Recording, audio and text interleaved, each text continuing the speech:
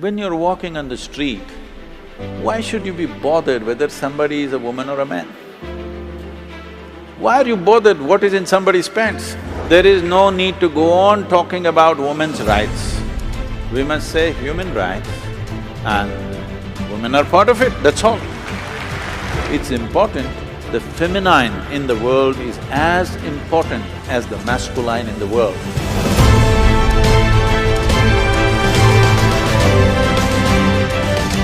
Sadhguruji, what is the quality you find in an Indian woman when compared to the world woman, other countries?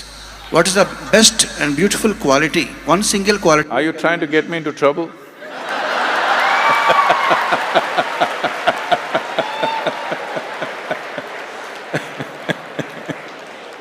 How she is different and how she is greater than when compared to the other women all over the world?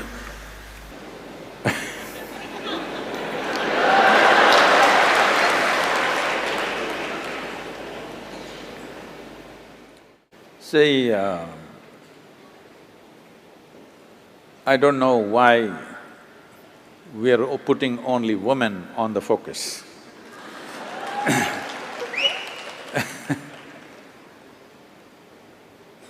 We are always putting women in the focus because we believe either they can be right or wrong. And of course, men are right.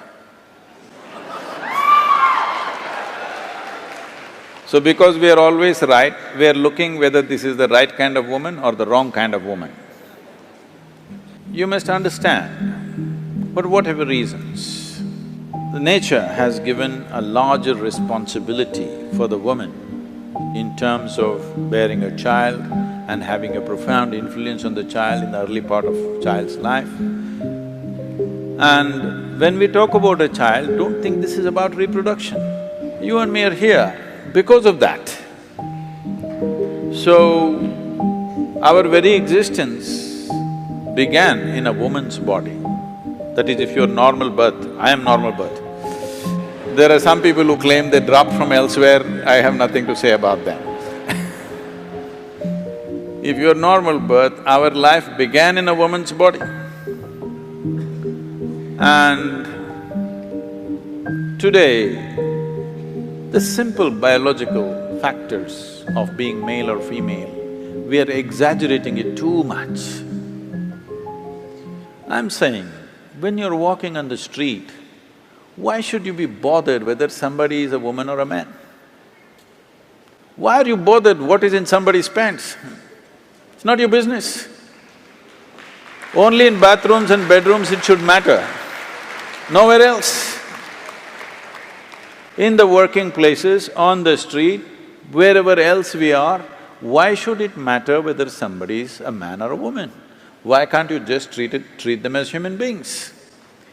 I think we are excessively focused on this, which is creating a very unhealthy atmosphere. That means we are constantly over-infatuated with body parts, that is why we are going on recognizing people as… by their gender. You are not recognizing people by their intelligence, by their capabilities, by their competence, only by their gender.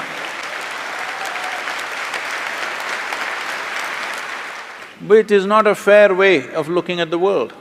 For certain aspects of our life, gender is important. But for rest of the life, how much brains you got is important, how much capable you are is more important. Gender is only valid in certain relationships. In rest of the relationships, gender shouldn't even come into the picture. Only then there will be equality. There is no need there is no need to go on talking about women's rights. We must say human rights and women are part of it, that's all. So, about the Indian woman, should I still talk?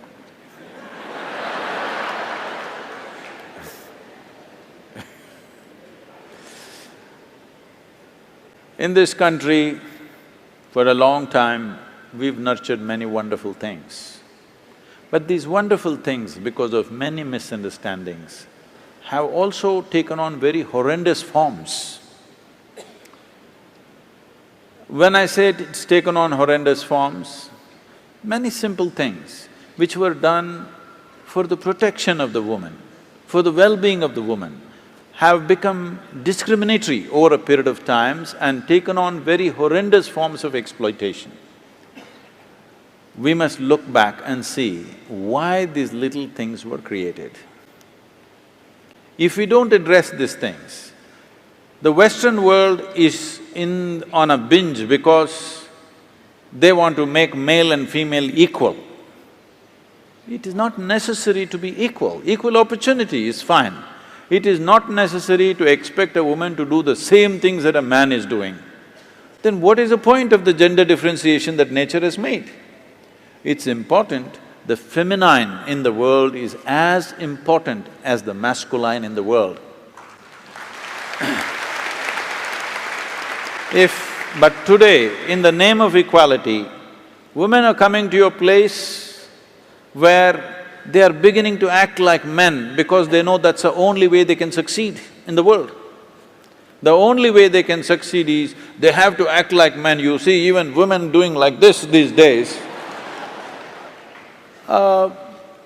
This is not necessary because if you destroy the feminine, then you truly have enslaved the woman.